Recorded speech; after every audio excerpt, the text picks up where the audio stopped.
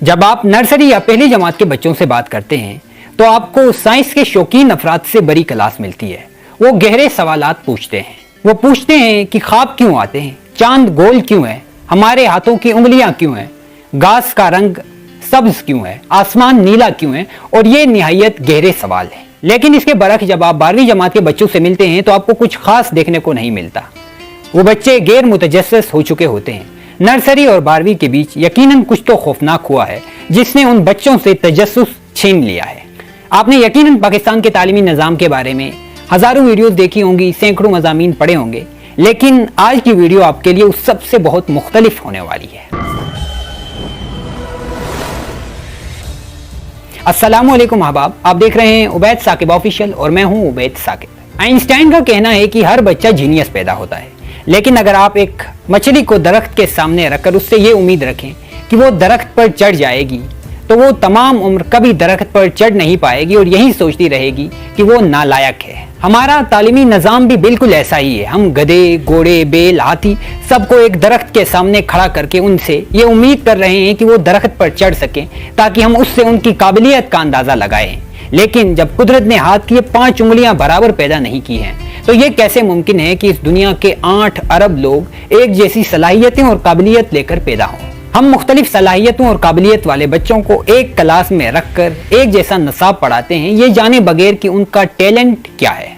ये बात मुमकिन ही नहीं कि क्लास के तमाम बच्चे रट्टा लगाकर नंबर लेने वाले हों। ये भी हो सकता है कि वो बच्चा जो क्लास में सबसे कम नंबर लेता है वो लिटरेचर, म्यूजिक और डांस वगैरह में दूसरे बच्चों से ज्यादा काबिल हो। लेकिन हम तमाम बच्चों को जबरदस्ती डॉक्टर्स और इंजीनियर्स बनाना चाहते हैं।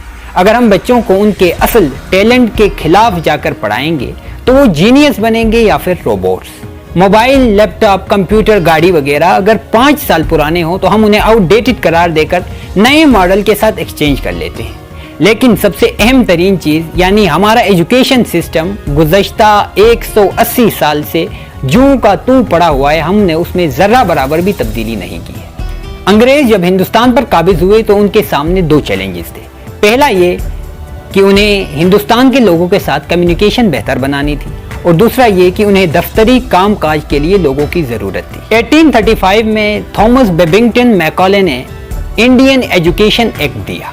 इस एक्ट के नाफिज होने के बाद अंग्रेज़ों की दोनों ज़रूरियात पूरी हो गई। पहला, उन्हें ऐसे लोग मिले जो सिर्फ डेस्क पर बैठकर काम करना जानते थे, उनकी तख्लीकी सलाहियत सिफर थी, वो कोई सवाल जवाब नहीं करते थे, सिर्फ डेस्क पर बैठते और हुक्म जो उन्हें मिलता था उस पर अमल करते हुए सिर्फ काम करते थे। दूसरा, अंग्रेज़ों का हिंदुस्तानियों के साथ कम्युनिकेशन का मसला हल हुआ। उन्होंने अंग्रेज़ी पूरे हिंदुस्तान में ऐसे नाफिज कर दी कि अंग्रेज़ी एक ज़बान से बढ़कर क्लास बन गई। अगर आप तरक्की याफ्ता ममालिक मसलन चाइना, जापान और जर्मनी वगैरह को देख लें तो उनका तालीमी नसाब अंग्रेज़ी के बजाय उनकी कौमी ज़बान में है। इससे ये बात वाज़ेह हो जाती है कि तालीमी तरक्की के लिए अंग्रेज़ी जानना ज़रूरी नहीं है। और कमाल की बात यह है कि यहाँ के लोग 13-14 साल मुसलसल हर क्लास में अंग्रेज़ी पढ़ने के बावजूद भी अंग्रेज़ी ज़बान नहीं बोल पाते। हमारे तालीमी निज़ाम में तख्लीकी सलाहियत की कोई अहमियत नहीं है। सब रट्टा लगाने में लगे हुए हैं। जिसका रट्टा जितना अच्छा होता है उसके उतने ही अच्छे मार्क्स आ जाते हैं। और यही लोग जब ढेर सारे नंबर्स और ज़ीरो क्रिएटिविटी के साथ मैदान में आते हैं, प्रैक्टिकल लाइफ में इंटर हो जाते हैं, तो ये रोबोट्स बन जाते हैं। हमारे यहाँ तालीम का वाहिद मकसद अच्छी नौकरी का हुसूल है। और जब लोगों से पूछा जाता है कि आप सरकारी नौकरी क्यों हासिल करना चाहते हैं तो उनका वाहिद जवाब ये होता है कि सरकारी नौकरी सिक्योर होती है, उसमें आपको मुलाजमत से निकाले जाने का डर नहीं होता।